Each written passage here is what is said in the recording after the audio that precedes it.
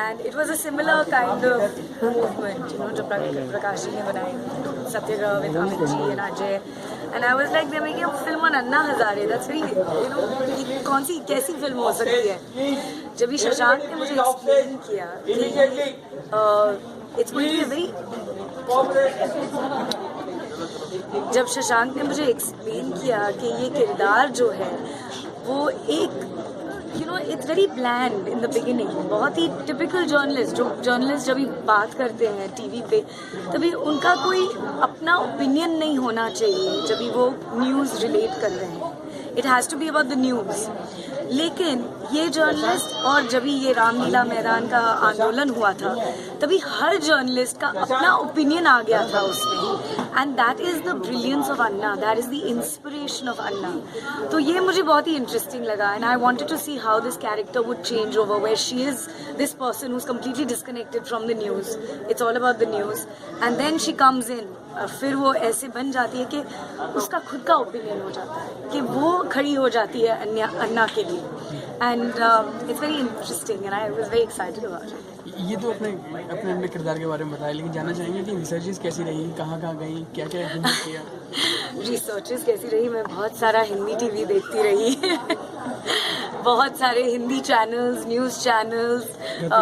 अभी मैं बोलूँगी नहीं वरना आप लोग सब बोलेंगे हमारा चैनल बोलो, हमारा चैनल बोलो. लेकिन वहाँ मैं बहुत सारी डेफिनेटली न्यूज़ चैनल्स देखनी पड़ी, क्योंकि all those specially female interviewers और उनके जो स्ट्रगल्स होते हैं उनके बारे में यू नो आर्टिकल्स पढ़े.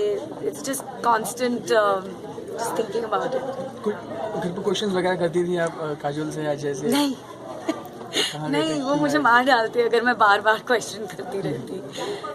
अन्ना जी से मुलाकात कैसी रही आपकी? अगर कुछ मोमेंट्स आप याद करें. पहली बार जब भी मैं रालेगंज गई थी मम्मी के साथ, एक्चुअली मम्मी थी मेरे साथ जब भी मैं शूटिंग कर रही थी वहाँ. एंड बहुत ही अच्छा अनुभव रहा, क्योंकि अन्ना जी बहुत ही सिंपल इंसान है और ये हमने एक्सपेक्ट नहीं किया था कि वो इतने सॉफ्ट स्पोकन. आपने देखा जो वो बहुत ही बच्चों की तरह है. यू नो जो आप पूछोगे वो सीधा जवाब देते हैं. वो उनके अंदर कोई ऐसे यू नो लाइक मैनिपुलेशन या कोई सोच वैसी नहीं है. तो it is very nice. Tanisha, जैसे कि आपने बताया कि रिसर्च भी बहुत की, बहुत टीवी चैनल्स देखे, क्या कभी काजोल के बच्चों के साथ सामने या कभी काजोल के सामने बैठ के प्रैक्टिस भी करती थी आप एक रिपोर्टर की तरह खुद को प्रेजेंट करने की? कभी घर में भी प्रैक्टिस की आपने? नहीं, आजकल किसी के पास वक्त नहीं है कि हम बच्चों के सामने, बच्चे स्कूल में इतने बिजी रहते हैं कि किसी के पास वक्त नहीं है कि आप किसी के सामने प्रैक्टिस करो. आपको खुद को अपना रिहर्सल करना पड़ता है अपने आप. तो इफेक्ट रहा, रिपोर्टर का इफेक्ट काफी टाइम तक रहा पे? ऑफ कोर्स यू नो एक हर रिपोर्टर का एक रिदम होता है और वो बहुत ही इंटरेस्टिंग था बोलने में, बिकॉज सडनली मैं अपने आप को रोक रही थी कि अरे ये बिल्कुल लाइक एक रिपोर्टर की तरह मेरी आवाज़ जा रही है. So it's interesting. क्योंकि तनिषा मैम इसमें आप रिपोर्टर का किरदार निभा रही हैं. बचपन में अगर आप एक्ट्रेस नहीं होती तो क्या डॉक्टर, इंजीनियर या कुछ और कोई प्रोफेशन आप चुनती अपने लिए?